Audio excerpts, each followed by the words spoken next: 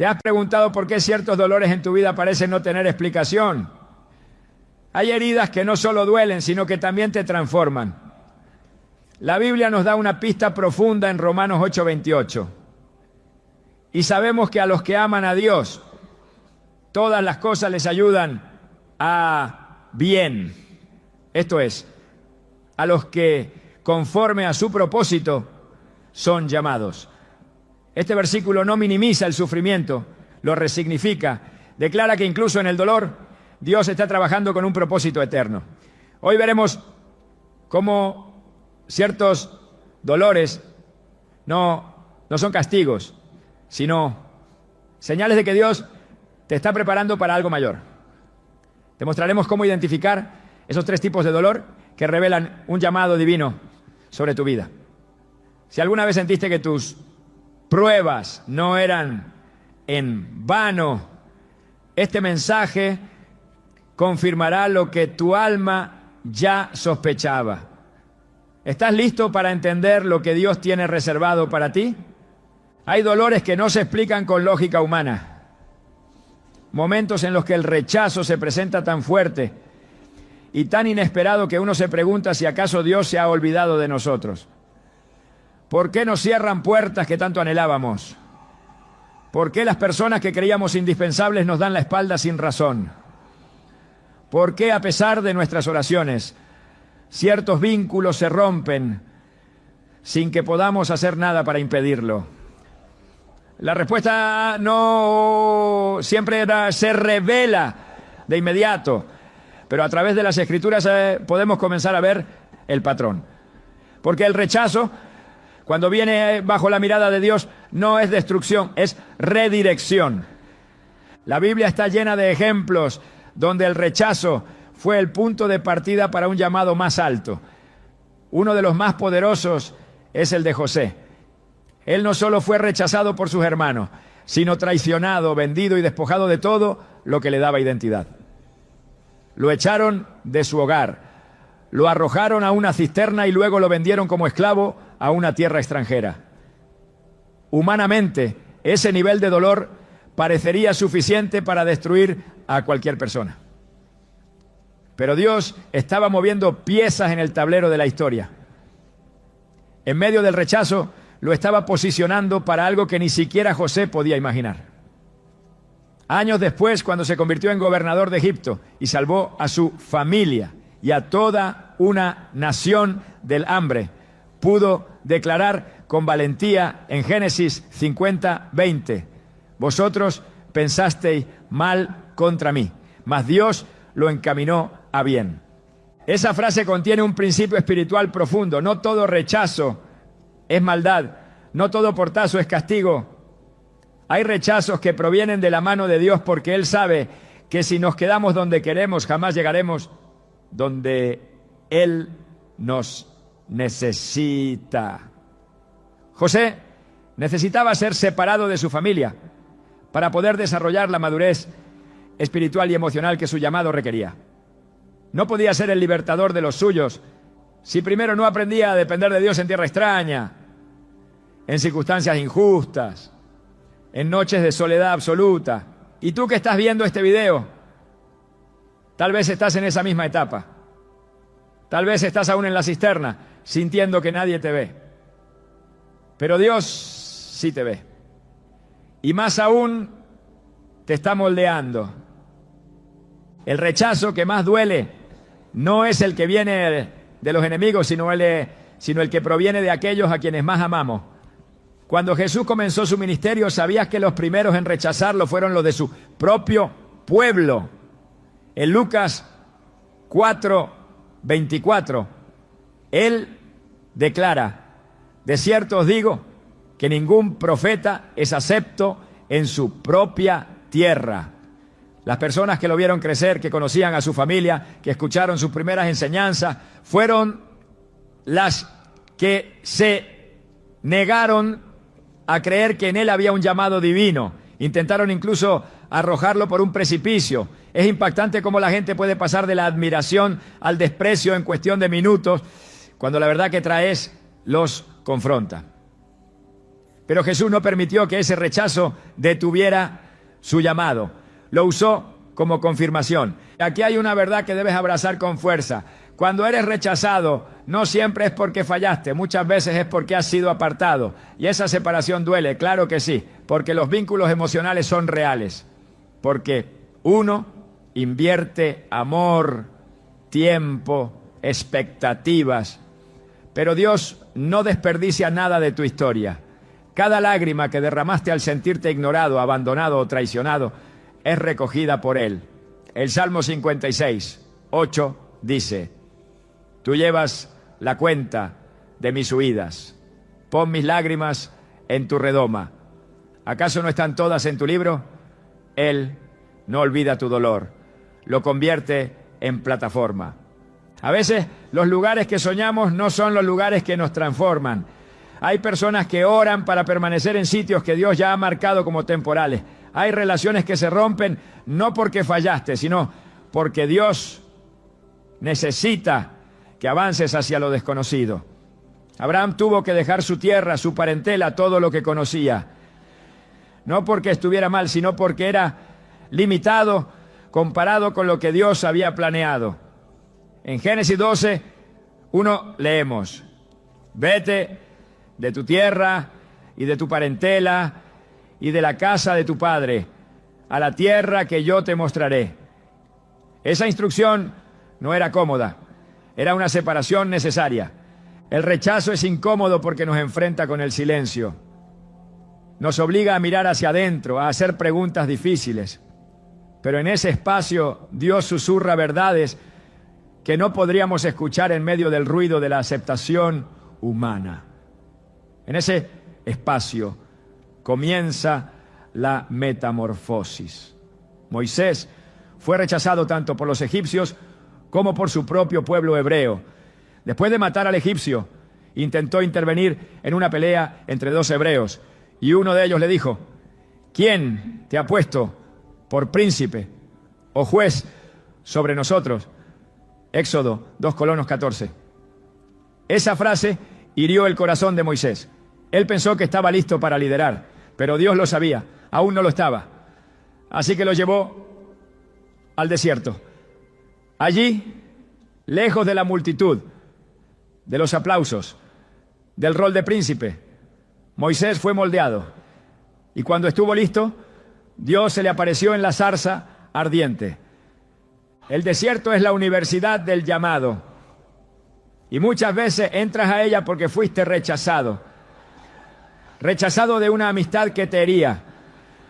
Rechazado de un trabajo que parecía ideal. Rechazado de una iglesia donde ya no podías crecer. Rechazado por una pareja que no compartía tu fe. Pero en ese vacío Dios comenzó a hablarte de otra manera. Comenzaste a depender menos de la aprobación de los hombres y más de la dirección del Espíritu Santo. El rechazo te enseñó a orar con más profundidad, a discernir mejor, a dejar de buscar validación en personas que nunca podrían darte lo que solo Dios puede dar. Y si alguna vez sentiste que fuiste dejado de lado, incluso por personas de fe, no estás solo. El apóstol Pablo enfrentó un rechazo tras otro en su ministerio. Fue perseguido, calumniado, encarcelado e incluso abandonado por algunos de sus colaboradores más cercanos. En 2 Timoteo 4:16, Pablo escribe: en mi primera defensa, ninguno estuvo a mi lado, sino que todos me desampararon. Esa confesión es profundamente humana y el gran apóstol, el predicador incansable, se sintió solo. Pero mira lo que agrega en el siguiente versículo: pero el Señor estuvo a mi lado y me dio fuerzas para que por mí fuese cumplida la predicación y que todos los gentiles oyesen. Pablo entendió que el rechazo humano no detiene el respaldo divino. Y tú también necesitas saberlo. Aunque te falten personas, no te faltará Dios. Cuando todo parece estar en contra, es cuando más cerca estás de lo que realmente importa. Muchos grandes llamados han nacido en medio de la humillación. El mismo Jesús fue despreciado, burlado, escupido y finalmente crucificado. La cruz fue la forma más cruel de rechazo público, pero fue también el escenario de la mayor victoria espiritual de la humanidad. Isaías 53:3 lo describe con crudeza: despreciado y desechado entre los hombres, varón de dolores, experimentado en quebranto. Él no fue ajeno al dolor del rechazo, lo abrazó, lo transformó en redención. Si estás viviendo una etapa donde sientes que no encajas, donde todo parece cerrarse, no te precipites en conclusiones humanas. Tal vez Dios te está moviendo. Tal vez no estás siendo expulsado, sino enviado. Hay una diferencia profunda entre ser empujado por los hombres y ser guiado por Dios. A veces las acciones humanas son la excusa que Dios utiliza para reposicionarte. Él cierra puertas que tú jamás te habrías atrevido a cerrar, porque conoce lo que tú no sabes. Él ve lo que hay más allá del horizonte de tu lógica. Isaías 55:8-9 nos recuerda: porque mis pensamientos no son vuestros pensamientos, ni vuestros caminos mis caminos, dijo Jehová. Como son más altos los cielos que la tierra, así son mis caminos más altos que vuestros caminos. Hoy, mientras ves este video, tal vez estás recordando cada vez que fuiste excluido, cada relación que terminó sin explicación, cada oportunidad que se te escapó entre los dedos. No las borres de tu historia, no las ignores, como si no hubieran tenido valor. Ese dolor fue el inicio de algo mayor.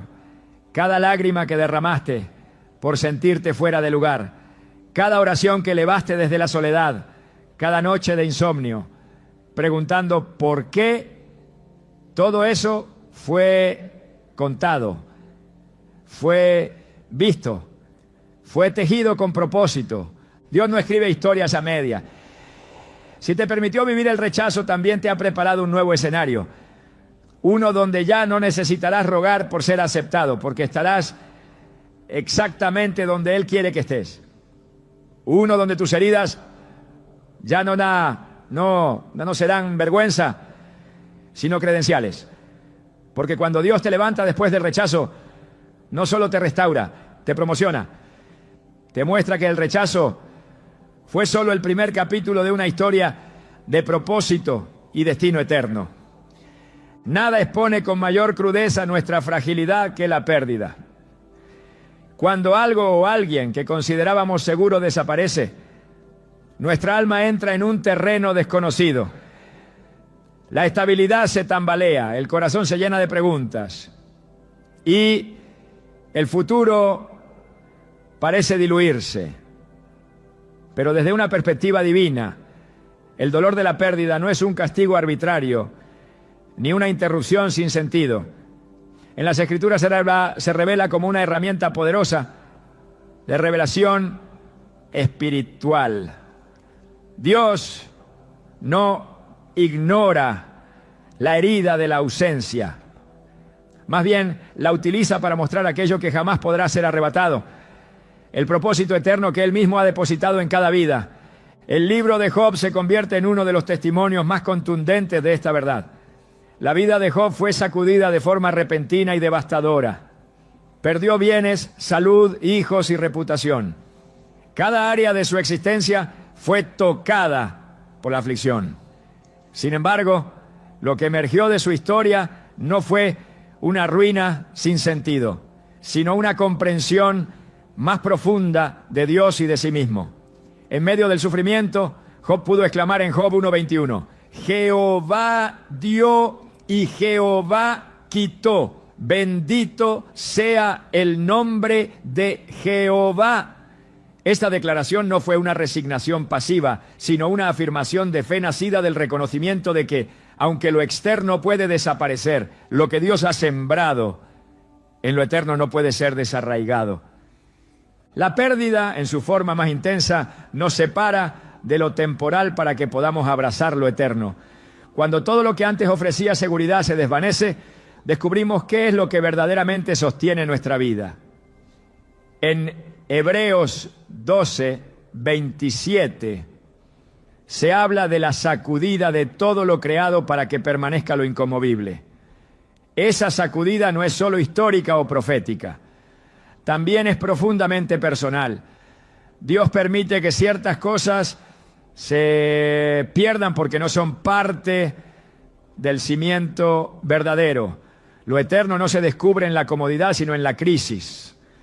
Y es en el quebranto por la pérdida donde Dios revela qué parte de nosotros fue construida sobre arena y cuál sobre roca. Abraham también atravesó el dolor de una pérdida inminente, aunque no definitiva.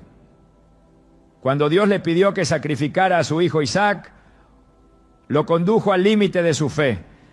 No fue solo una prueba de obediencia, fue una confrontación directa con la fuente misma de su promesa. En Génesis 22 vemos cómo Abraham preparó el altar, ató a su hijo y levantó el cuchillo. En ese momento Dios no buscaba muerte, sino entrega. Y al mostrar disposición a soltar incluso lo más preciado, Abraham fue confirmado en su llamado. El ángel del Señor detuvo su mano y le dijo: ya conozco que temes a Dios, por cuanto no me rehusaste tu hijo, tu único. Génesis 22, 12. Aquello que parecía una pérdida fue en realidad el umbral de su destino como padre de multitudes. El acto de soltar no debilita el propósito, lo fortalece. Porque aquello que estás dispuesto a perder, si es parte del plan de Dios, regresará transformado y multiplicado. Pero si no regresa, es porque no era parte del diseño eterno. La fe madura entiende esto. No se aferra a lo transitorio. Reconoce que el verdadero propósito de Dios no depende de una relación, una posición o un resultado específico, sino de su voluntad soberana. El Salmo 73:26 afirma: mi carne y mi corazón desfallecen, mas la roca de mi corazón y mi porción es Dios para siempre. La pérdida física o emocional no anula la herencia espiritual. De hecho, la aclara. María y Marta también experimentaron una pérdida dolorosa al ver morir a su hermano Lázaro.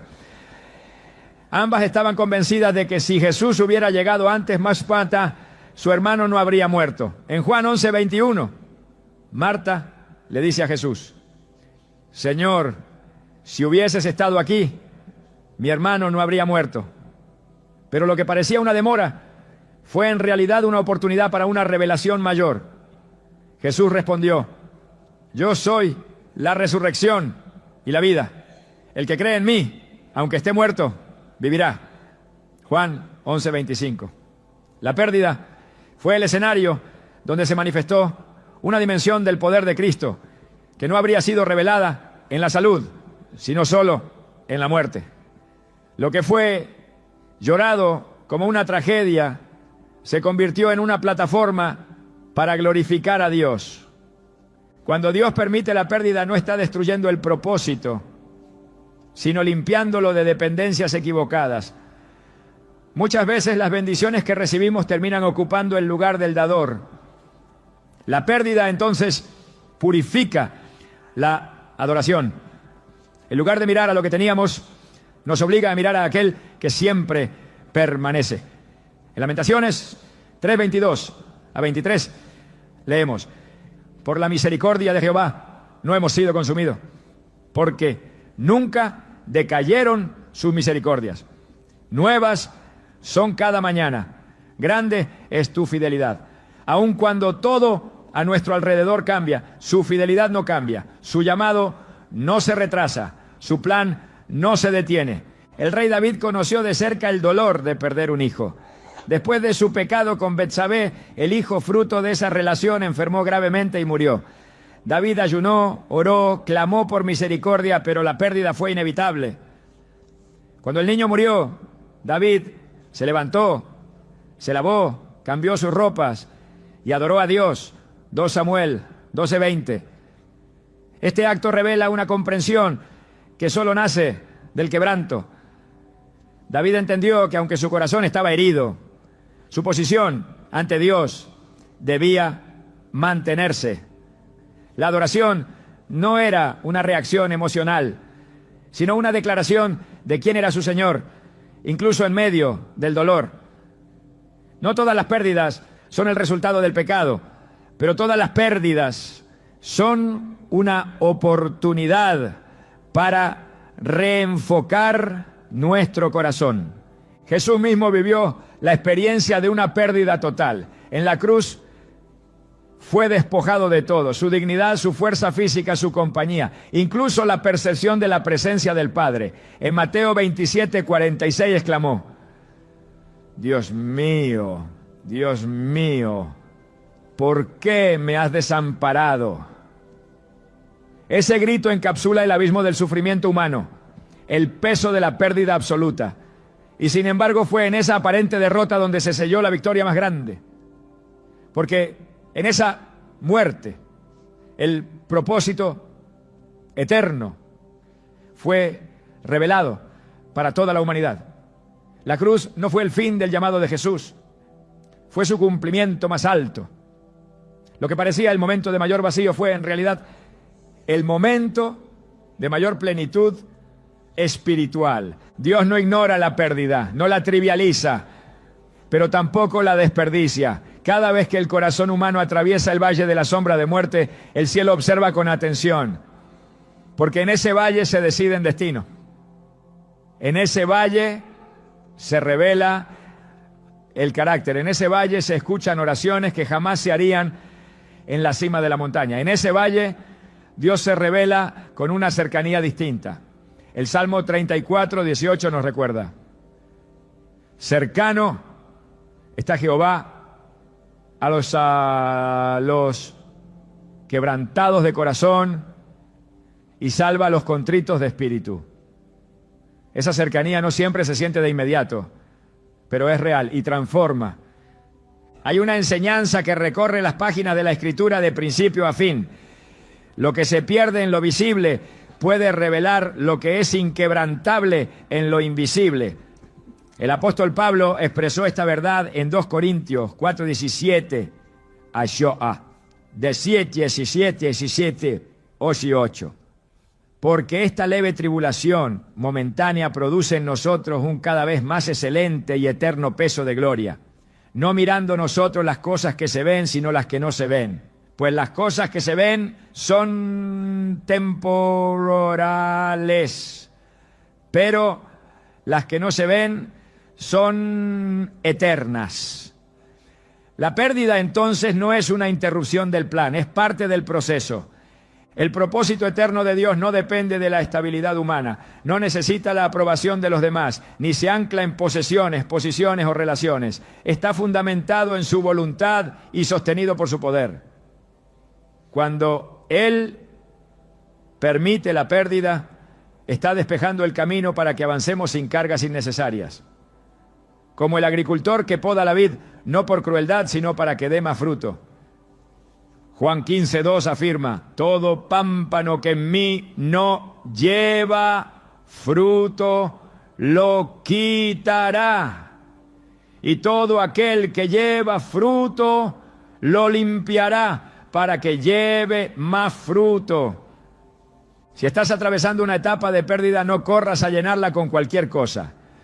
No trates de sustituir con prisa lo que Dios quitó con propósito. La pérdida tiene una voz, escúchala.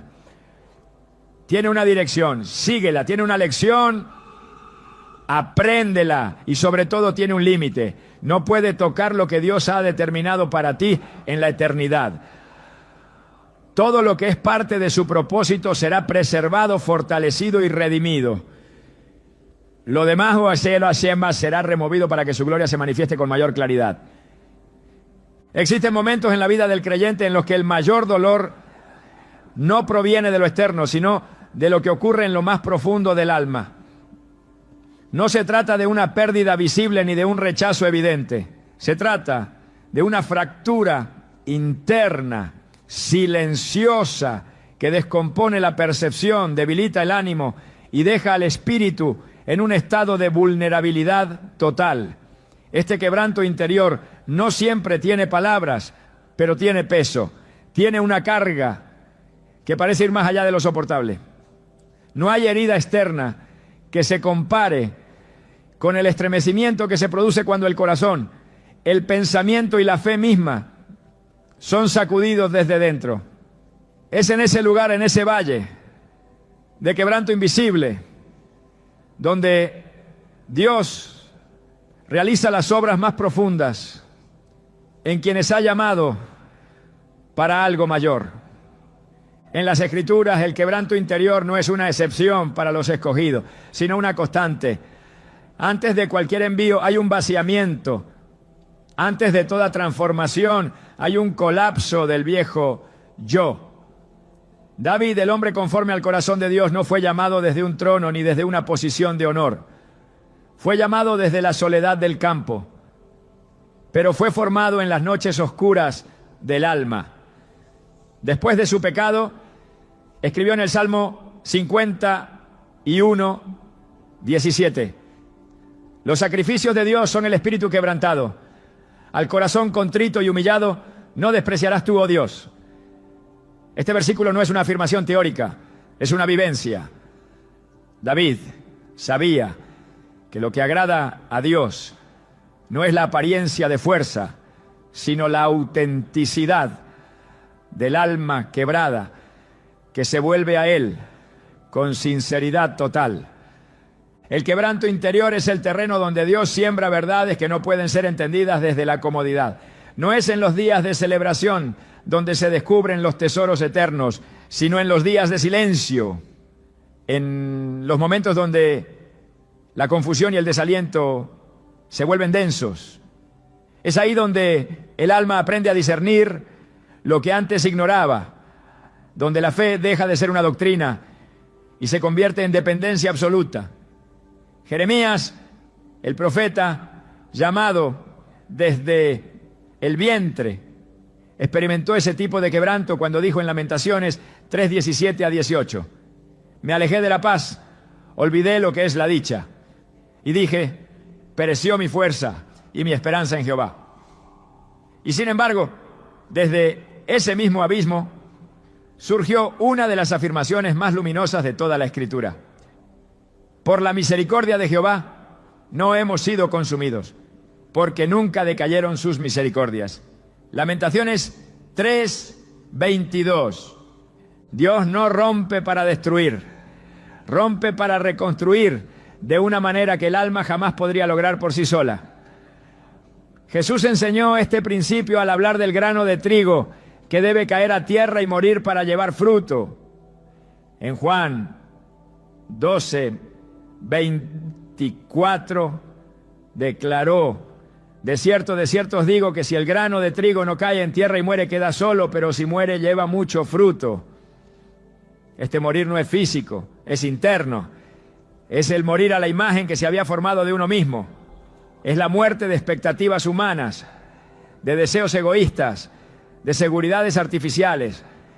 El quebranto interior produce ese tipo de muerte, y esa muerte abre espacio a un nuevo tipo de vida. Una vida sembrada en la voluntad de Dios, no en la propia. El profeta Elías, después de enfrentar con valentía a los profetas de Baal, cayó en una profunda desesperación. Huyó al desierto y pidió morir. En el primer Rey 19:4 dijo: basta ya, oh Jehová, quítame la vida, pues no soy yo mejor que mis padres. La fuerza que antes lo impulsaba se había desvanecido. La victoria pública fue seguida por una crisis interna. Pero en esa crisis Dios no lo reprendió. Lo condujo a un monte, lo hizo dormir, lo alimentó y luego le habló, no en el fuego, ni en el terremoto, ni en el viento fuerte, sino en un silbo apacible y delicado. Fue en ese susurro que Elías recibió nueva dirección. La transformación no vino desde fuera, sino desde dentro, después del colapso. El quebranto preparó su alma para escuchar lo que antes no podía oír. Cuando el alma está quebrada, se vuelve más sensible a la voz de Dios. Las distracciones se apagan, las máscaras caen y lo que permanece es una vulnerabilidad que permite una comunión más pura. Esa sensibilidad no es debilidad, es el comienzo de una visión espiritual afinada. Isaías tuvo una experiencia similar. En el año en que murió el rey Usías dijo: vi yo al Señor sentado sobre un trono alto y sublime. Isaías 6:1. Pero antes de ser enviado fue quebrado. En Isaías 6:5 exclamó: ay de mí, que soy muerto, porque siendo hombre inmundo de labios, han visto mis ojos al Rey, Jehová de los ejércitos. Esa revelación de su propia impureza no lo destruyó, lo preparó. Fue solo después de ese reconocimiento interno que Dios dijo: ¿a quién enviaré? Y él pudo responder: heme aquí, envíame a mí. El quebranto interior revela la verdad de quiénes somos y también de quién es Dios. Mientras no se rompe el corazón, la percepción de uno mismo está distorsionada. Se confunde fuerza con orgullo, conocimiento con autosuficiencia, estabilidad con control. Pero cuando el alma se desmorona, emerge una nueva claridad. Lo que parecía esencial se revela innecesario. Lo que parecía inamovible se disuelve. Y en medio de ese proceso Dios permanece, no como una idea, sino como una presencia. En el Salmo 147:3 se declara: Él sana a los quebrantados de corazón y venda sus heridas. Esa sanidad no se manifiesta como un retorno a la normalidad anterior, sino como el nacimiento de una realidad nueva, más auténtica, más profunda, más alineada con el llamado eterno. Pedro también atravesó una experiencia de quebranto interior. Después de asegurar que nunca negaría al Señor, lo hizo 3 veces en una misma noche. Lucas 22:62 describe su reacción. Y Pedro, saliendo fuera, lloró amargamente. No fue una lágrima superficial, fue una confesión del alma. Ese quebranto no lo alejó de su propósito, lo acercó. Después de la resurrección, Jesús no ignoró su fracaso, lo restauró. Le preguntó 3 veces: ¿me amas? Una por cada negación. Y con cada respuesta Jesús reafirmó su llamado: apacienta mis ovejas. Juan 21:17. El dolor interior de Pedro fue el crisol, donde su carácter fue purificado. Ya no era el hombre impulsivo que hablaba antes de pensar.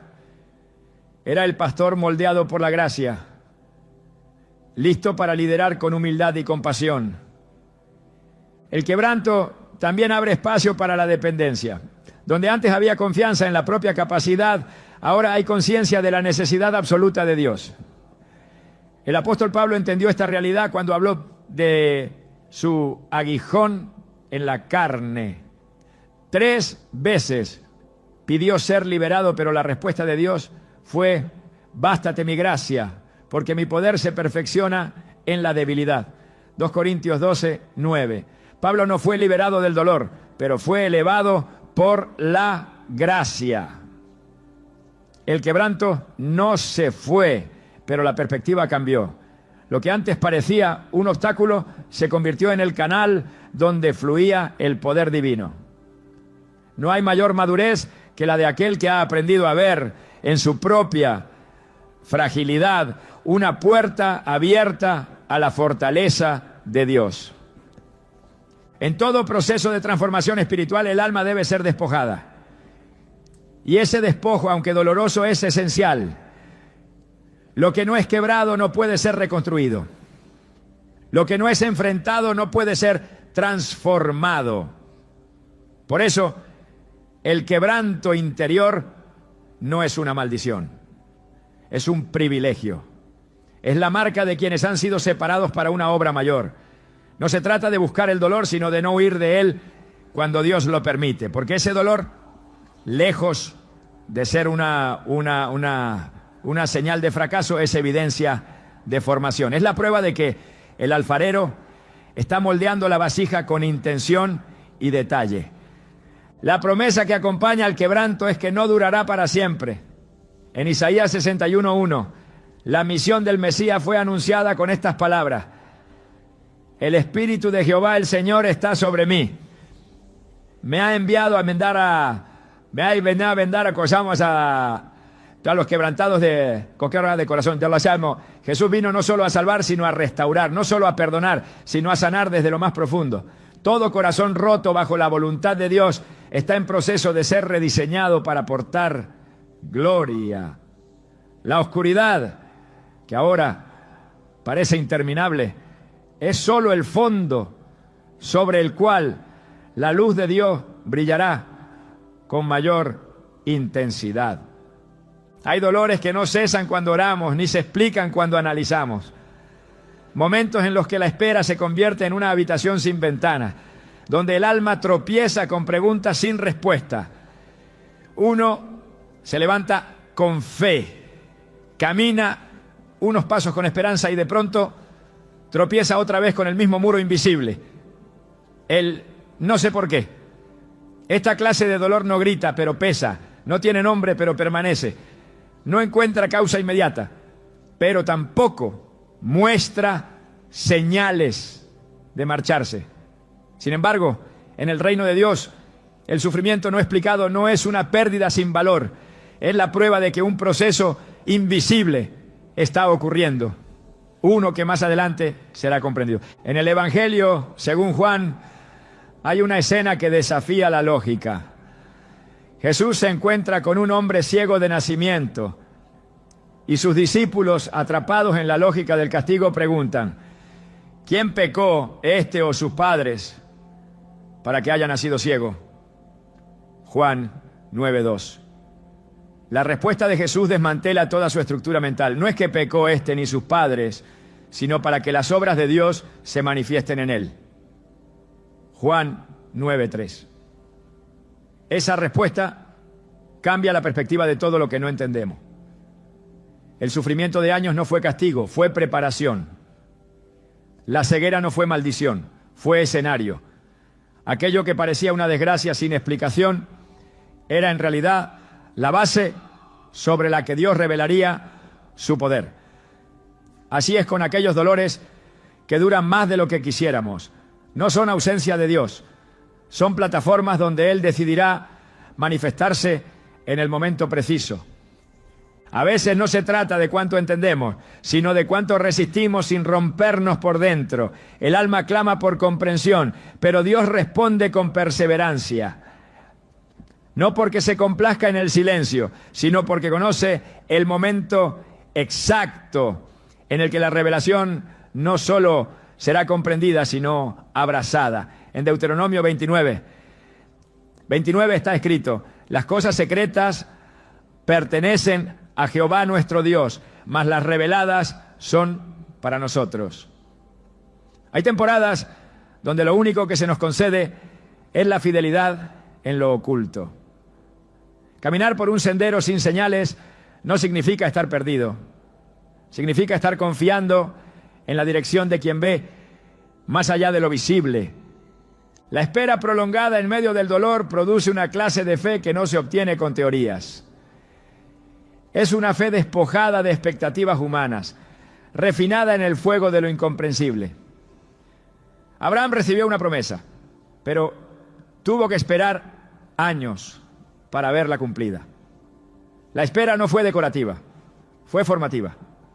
Cada día de aparente retraso era una jornada más de preparación.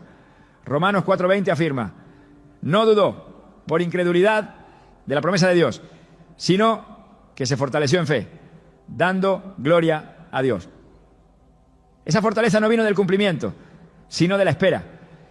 La fe que persevera cuando nada cambia es la que revela una confianza anclada no en lo que Dios da, sino en quién es Él. El sufrimiento que no se explica no es menos valioso. Job, el hombre justo, fue sacudido en todas las áreas de su vida. Ni sus amigos ni él mismo podían entender la causa de sus dolores, pero Dios no le dio explicaciones, le dio una revelación. En Job, 42:5. Después de todo su proceso, Él declara: de oídas te había oído, mas ahora mis ojos te ven. El dolor que no entendió fue el puente hacia un conocimiento más profundo de Dios. No es la comprensión lo que transforma el corazón, es el encuentro.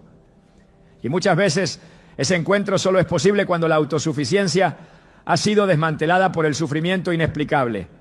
Hay una sabiduría divina en los procesos que no se entienden a tiempo. En el Evangelio de Lucas, Jesús declara a Pedro: lo que yo hago, tú no lo comprendes ahora, mas lo entenderás después. Juan 13:7.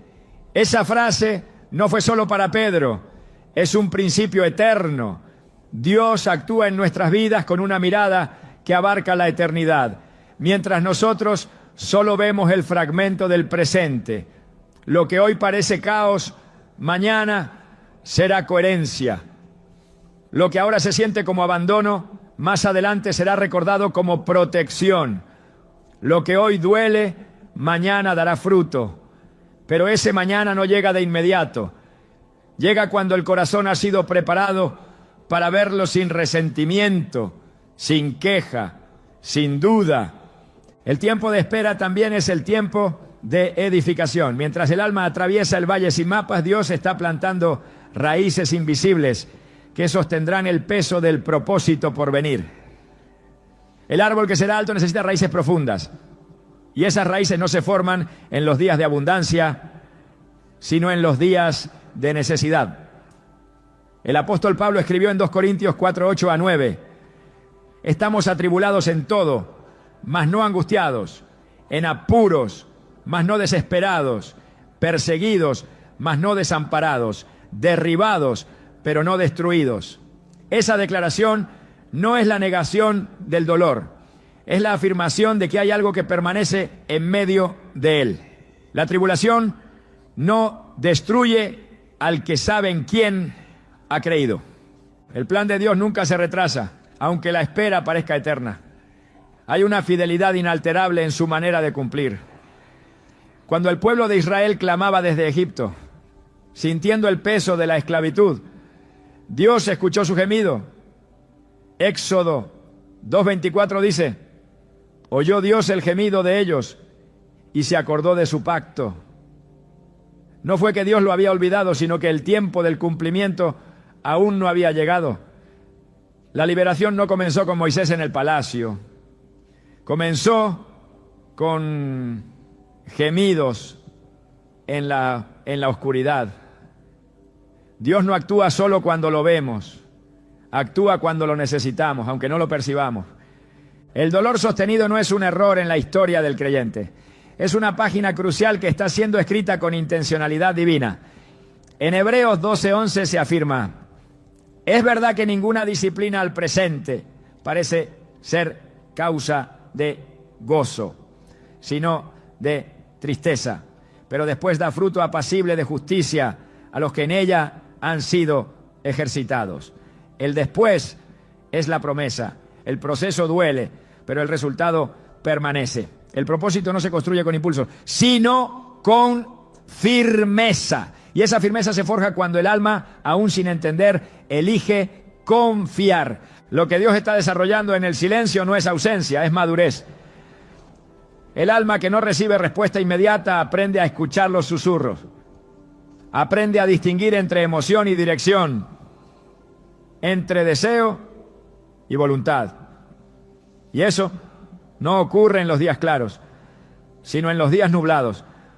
Como el oro refinado en el crisol, el corazón es purificado por la tensión prolongada. Malaquías 3:3 declara que Dios se sentará para afinar y limpiar la plata. Ese proceso no es instantáneo. El orfebre no abandona la plata mientras la refina. Permanece junto a ella, atento a cada burbuja, a cada señal. Así es Dios. No se ha ido, está moldeando. Cuando el proceso finalmente revela su fruto, el alma no solo da gracias por el resultado, sino por el camino, porque comprende que sin ese trayecto oscuro no podría sostener la bendición venidera. Lo que fue un peso se convierte en testimonio. Lo que fue confusión se convierte en sabiduría. Lo que fue lágrima se convierte en semilla. Como enseña el Salmo 126:5, los que sembraron con lágrimas, con regocijo segarán. El dolor que no entiendes hoy puede ser la plataforma del llamado que aún no ves. No mires la demora como castigo, mírala como diseño. No interpretes el silencio como abandono. Míralo como concentración divina en tu formación. Cada estación que Dios permite tiene una razón, y aunque no la conozcas aún, Él no ha dejado de escribir. Él no improvisa, Él termina todo lo que comienza. Filipenses 1:6 lo resume con certeza. Estando persuadido de esto, que el que comenzó en vosotros la buena obra, la perfeccionará hasta el día de Jesucristo. Hay momentos en los que el alma no entiende por qué no encaja, por qué lo que a otros les parece fácil a ti te cuesta, por qué donde muchos prosperan tú eres ignorado. No se trata de envidia ni de inseguridad, sino de darte un sentimiento persistente de diferencia, de no pertenecer. Es una desconexión silenciosa que no nace del orgullo, sino del espíritu. Esa incomodidad no siempre se expresa con palabras, pero se siente. Y aunque a veces se interpreta como debilidad, en realidad puede ser una de las señales más claras de que estás siendo apartado por Dios para un propósito distinto al común. Ser diferente no es castigo, es marca, es señal de identidad espiritual. Desde el principio, Dios ha separado a los que llama. No los mezcla con lo que ya existe, los forma en ambientes distintos. Cuando eligió a Moisés para liberar a su pueblo, no permitió que se criara como un esclavo más. Fue puesto en el palacio de Faraón, pero tampoco fue tratado como un egipcio más. No pertenecía ni a un lado ni al otro. Vivía en medio de dos mundos, sin caber por completo en ninguno. Esa tensión no fue accidental, fue intencional. Dios lo estaba formando como alguien distinto, incapaz de adaptarse del todo a una cultura que no reflejaba su carácter. El mismo Dios que lo preservó en una canasta sobre el Nilo fue el que usó esa formación aislada para despertar en él una conciencia profética. Lo que otros habrían llamado inestabilidad, Dios lo usó como parte de su diseño. El dolor de sentirse diferente tiene muchas formas. Puede ser la sensación de ser demasiado profundo en un entorno superficial. Puede ser la dificultad de hallar compañerismo cuando tus convicciones no se alinean con las de quienes te rodean. Puede ser el peso de ver lo que otros no ven, de sentir lo que otros ignoran, de anhelar lo que para otros no tiene importancia. Esa sensibilidad no es debilidad, es una evidencia espiritual. Jeremías, al ser llamado, fue separado desde antes de nacer. Dios le dijo: antes que te formase en el vientre te conocí, y antes que nacieses te santifiqué. Te di por profeta a las naciones.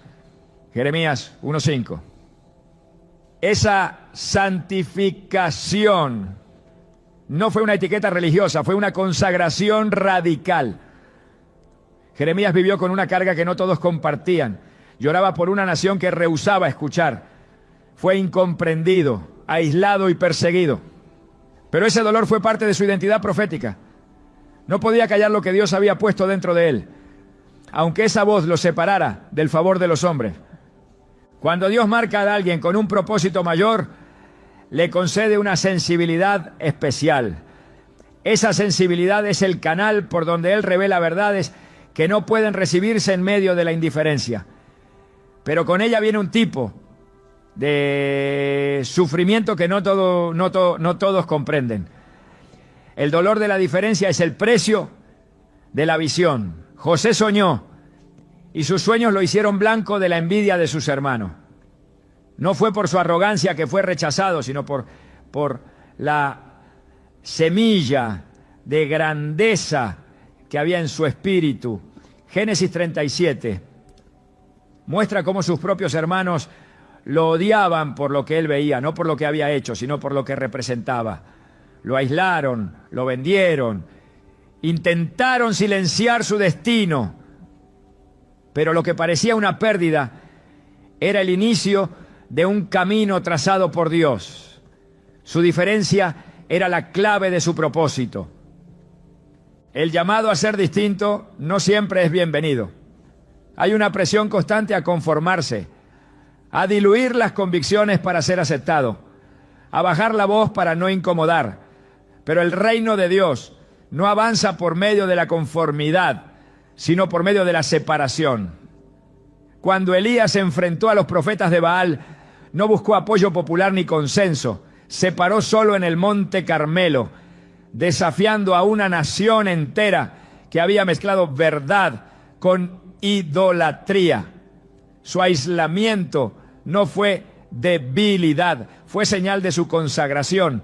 En un Rey 18:22, Elías declara: solo yo he quedado profeta de Jehová.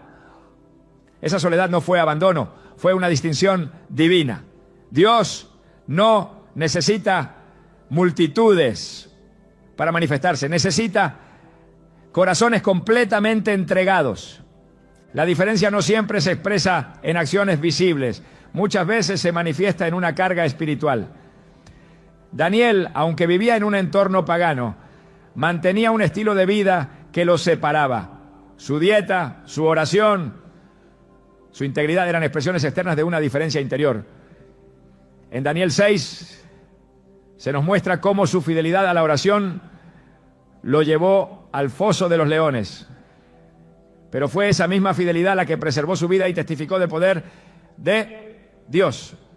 Su diferencia no fue su ruina, fue su protección.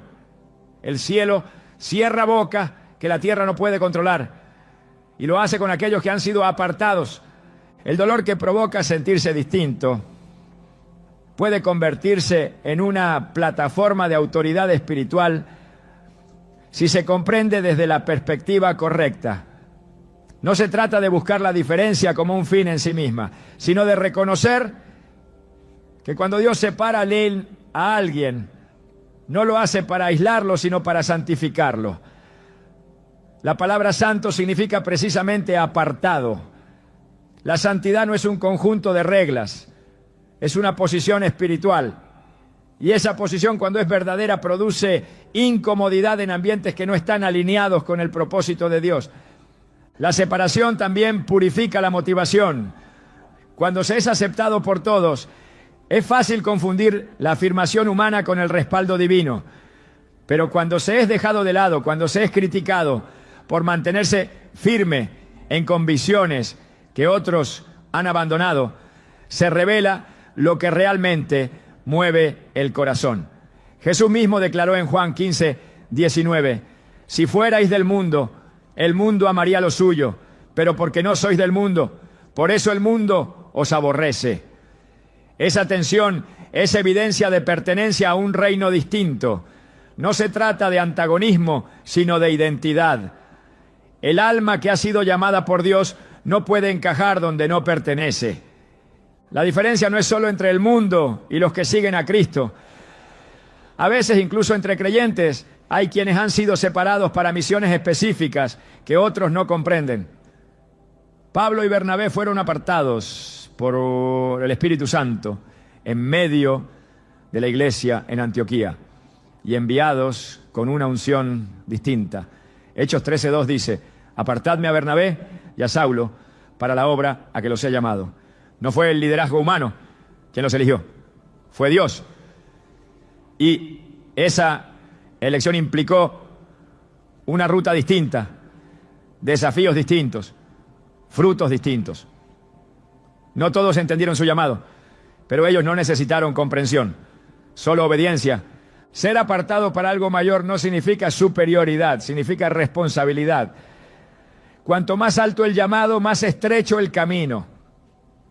Cuanto más profunda la revelación, más intensa la oposición. Y ese camino no se camina con explicaciones, se camina con convicción. La diferencia duele, pero también protege. Protege del conformismo, del orgullo, de la contaminación espiritual. Protege de mezclarse con lo que parece bueno, pero no ha sido ordenado por Dios. Esa protección no siempre se siente como bendición, pero lo es. Es la mano de Dios cerrando puertas que parecen buenas para abrir otras que son eternas. La vida de aquellos que han sido separados siempre ha estado marcada por un tipo de soledad sagrada. Esa soledad no es aislamiento emocional, es concentración espiritual. Es la atmósfera donde Dios habla con más claridad. Es donde las distracciones se desvanecen y el alma se alinea con la voz que realmente importa. En Éxodo 33:11 se dice que hablaba Jehová a Moisés cara a cara, como habla cualquiera a su compañero. Esa intimidad fue posible porque Moisés subía al monte mientras el pueblo se quedaba abajo. Su diferencia lo llevó más alto y desde ese lugar descendía con palabras que podían transformar a toda una nación. Hay dolores que no vienen a destruir, sino a despertar. Golpes del alma que no buscan quebrar la fe, sino conducirla a su origen. No todo sufrimiento es pérdida. Algunos son llamados disfrazados de angustia, llamados que sacuden al espíritu y lo empujan a buscar una voz más alta, más firme, más eterna. Cuando el corazón es herido por circunstancias inexplicables y se vuelve hacia Dios, algo sobrenatural ocurre. Se abre un espacio donde lo humano termina y lo divino comienza. El dolor que nos empuja hacia Dios nunca es en vano. Es la entrada al lugar donde el llamado comienza a revelarse con claridad. En el Salmo 119:71 el salmista declara: bueno me es haber sido humillado para que aprenda tus estatutos. Esta confesión nace de una experiencia profunda. No es una reflexión desde la distancia, sino desde el centro del quebranto. Reconocer que la aflicción puede tener propósito no es una justificación del sufrimiento, sino una revelación del carácter de Dios. Él no causa el dolor para destruir, sino para redirigir. Cuando todo lo demás falla, cuando ya no queda a quién acudir ni a qué aferrarse, es allí donde el alma se vuelve con desesperación y verdad al único que puede responder. Israel clamó a Dios desde el desierto, no desde la comodidad de Egipto. El clamor más puro surge en los entornos más áridos. El Salmo 34:6 lo confirma. Este pobre clamó y le oyó Jehová y lo libró de todas sus angustias. No fue la voz del fuerte la que activó la intervención divina, fue la súplica del quebrantado. Porque el dolor, cuando se canaliza en dirección al cielo, no encuentra rechazo. Dios no ignora los clamores que nacen de corazones sinceros. Él escucha, responde y revela. En muchas ocasiones es el dolor el que pone fin al ruido de lo superficial y abre paso a la profundidad. Cuando Ana no pudo concebir, su angustia se volvió oración. No fue una oración aprendida ni decorada, fue un gemido del alma que solo Dios podía entender. En 1 Samuel 1:13 se nos dice que Ana hablaba en su corazón y solamente se movían sus labios y su voz no se oía. Fue tan intensa su intercesión que el sacerdote pensó que estaba ebria. Pero esa oración silenciosa fue el canal por donde nació un profeta. Samuel no fue el resultado de una bendición cómoda, sino de una búsqueda desesperada. La herida de Ana abrió el vientre de su propósito. El dolor la empujó al altar. Y en ese altar Dios habló. La búsqueda que nace del sufrimiento tiene un peso diferente. No es curiosidad, es necesidad. No es deseo, es hambre. Y Dios responde a los que lo buscan con todo el corazón. Jeremías 29:13 lo declara sin ambigüedad. Me buscaréis y me hallaréis, porque me buscaréis de todo vuestro corazón. Esa clase de búsqueda no se produce en tiempos de abundancia, sino en medio del vacío. El alma hambrienta encuentra puertas que el alma satisfecha no percibe. Y detrás de esas puertas está la voz que revela propósito. Cuando Saulo de Tarso cayó al suelo camino a Damasco, lo hizo bajo el peso de una revelación repentina. En ese instante su ceguera física coincidió con el inicio de su visión espiritual. Lo primero que dijo fue: ¿quién eres, Señor? Hechos 9:5. Y lo siguiente fue: ¿qué quieres que yo haga? Bill 6. En un solo momento, su dolor lo llevó a buscar, y esa búsqueda lo alineó con un llamado que cambiaría la historia. El perseguidor se convirtió en apóstol, el violento en mensajero, el enemigo en siervo. Todo comenzó en un momento de colapso, porque a veces Dios no susurra, sacude, y en esa sacudida revela. El dolor que lleva a buscar a Dios no es una interrupción en la vida espiritual, es una aceleración. Muchos de los que han sido llamados con asignaciones importantes han atravesado una etapa de desesperación santa. No hay transformación profunda sin confrontación espiritual. El alma que ha conocido el vacío busca llenarse no de respuestas humanas, sino de presencia divina. Esa búsqueda no siempre recibe palabras claras de inmediato, pero sí empieza a trazar un camino. Salmo 25:14 lo afirma: la comunión íntima de Jehová es con los que le temen, y a ellos hará conocer su pacto.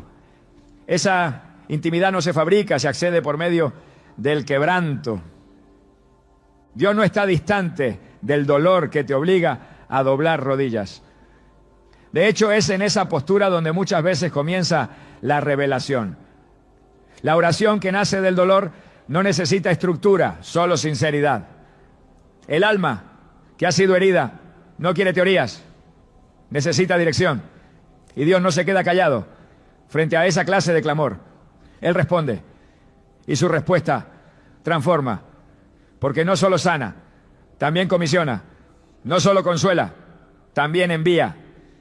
Cada llamado auténtico nace de una experiencia de encuentro, y muchos de esos encuentros son precedidos por sufrimientos que llevaron al alma a una búsqueda profunda. El dolor que te llevó al altar será recordado como el lugar donde tu visión fue encendida. Lo que hoy te empuja a buscar a Dios con lágrimas, mañana será el testimonio que confirme que todo ese llanto tenía dirección. Y es precisamente ahí donde Dios empieza a hablar con una claridad distinta, con una precisión que no se logra en la prisa ni en la rutina. Solo se alcanza en la urgencia espiritual nacida del quebranto. Quien ha encontrado su propósito en medio del dolor camina con una autoridad que no puede ser fingida. Sabe de dónde lo sacaron, sabe por qué busca, sabe quién lo llamó. Y esa certeza no se construye con motivación humana, sino con visitación divina. Cuando Dios se revela en medio del sufrimiento, el alma no vuelve a ser la misma, no se conforma con lo superficial, no retrocede ante la dificultad, porque ha probado el fuego, pero también ha escuchado la voz, y esa voz se convierte en ancla, en dirección, en destino. Dios no desperdicia ni una sola lágrima, tampoco olvida los silencios prolongados, ni pasa por alto las preguntas sin respuesta que guardas cuando todos piensan que estás bien. Él ve más allá del gesto controlado, más allá de la calma aparente. Observa el lugar exacto donde tu corazón tiembla y tu alma gime. Y es ahí donde empieza a escribir lo que para otros será imposible entender, el relato secreto de tu llamado. No son tus fortalezas las que te calificarán, ni tus logros los que abrirán las puertas que Él ya decidió señalar con tu nombre. Es el camino doloroso que transitaste en obediencia. Es la herida que no expusiste, pero que lo buscó con sinceridad. Es el cansancio que no te detuvo. Es todo eso lo que revela que estás siendo preparado para lo que aún no has visto. No es casualidad que algunos dolores no hayan terminado aún. Hay batallas que no cesan porque están formando tu capacidad para sostener lo que otros no podrán soportar. Hay dolores que se alargan porque te están entrenando para cargar gloria, no reconocimiento. La gente ve tus luchas como debilidades, pero Dios las ve como el lugar perfecto donde asentará su presencia. Y esa presencia no se mueve por apariencia, sino por profundidad. El oro que Dios busca no está en la superficie, está enterrado en las zonas de tu vida que Él mismo permitió que fueran quebradas. El enemigo ha querido que confundas dolor con ausencia, pero el cielo te está empujando a entender que hay dolores que solo se explican cuando el propósito se manifiesta. La herida no era para destruirte, era para diferenciarte. El sufrimiento no era señal de rechazo, era señal de elección.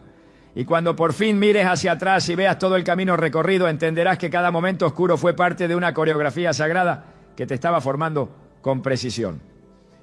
Lo que viviste no fue aleatorio, fue el lenguaje invisible con el que Dios te estuvo hablando desde el principio. Ya no ores solo para que se termine el dolor, ora para que el cielo te dé ojos para entender lo que ese dolor está preparando, porque el tiempo llegará. Y cuando llegue no estarás en el lugar donde creíste rendirte. Estarás en el lugar donde Dios te posicionó para que otros encuentren dirección. Ese será tu púlpito, no de madera ni de micrófono, sino de cicatrices que hablan sin palabras. Y será ahí donde te darás cuenta de que lo que más te dolió fue también lo que más te marcó para cumplir su propósito. ¿Estás listo para abrazar lo que antes solo querías que terminara? Porque ese dolor, el que pensaste que era tu límite, puede ser justo el inicio de tu destino eterno.